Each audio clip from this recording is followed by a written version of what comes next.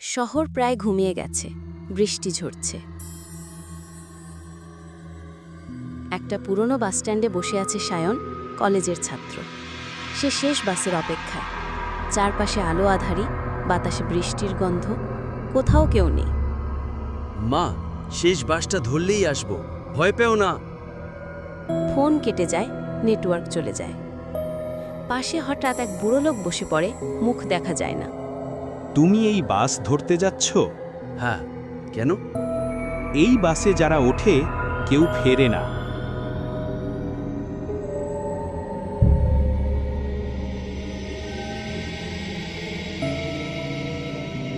বাস আসে।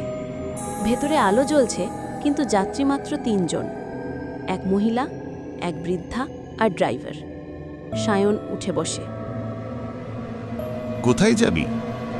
New town. বেশ, আজ শেষ ট্রেন। বাস চলতে থাকে অন্ধকার রাস্তা দিয়ে। কিছুক্ষণ পর সায়ন দেখে বাইরে একই রাস্তা ঘুরছে বারবার। রাস্তার ল্যাম্পপোস্ট, গাছ, বাঁক সব একই রকম। সায়ন মহিলা যাত্রীকে জিজ্ঞেস করে, আপনি কোথায় নামবেন? আমিও জানি না, বছর কেটে গেল, এখনো নামতে পারি।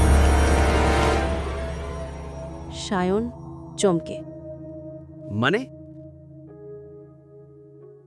এই বাসের গন্তব্য কবরস্থান। বাসের আলো নিভে যায়। হঠাৎ জানালার বাইরে দেখা যায় মৃতদের ছায়া হাত নাড়ছে।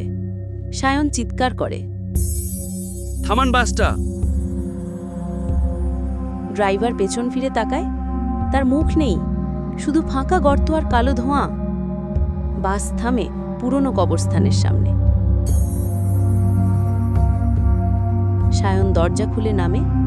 চারপাশে কুয়াশা। একটা ছোট ফলক দেখা যায়, এই পথে ২০১৮ সালে বাস দুর্ঘটনায় ২৩ জন মারা গিয়েছিল। সায়ন চোখ বড় বড় করে পড়ে।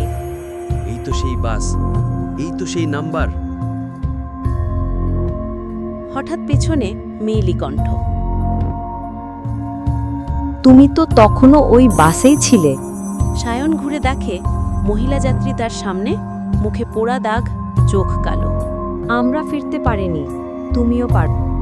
পরদিন সকালে একজন রিপোর্টার আসে। সে বলে, ৫ বছর আগে এখানে এক ছেলের মৃত্যু হয়েছিল, নাম সায়ন।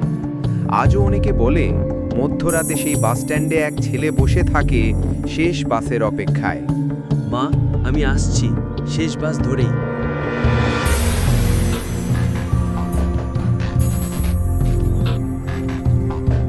কিছু যাত্রা কখনো শেষ হয় না। গল্পটি ভালো লাগলে লাইক, কমেন্ট, শেয়ার এবং সাবস্ক্রাইব করুন। পাশে থাকা বেল আইকনটা ক্লিক করে জানান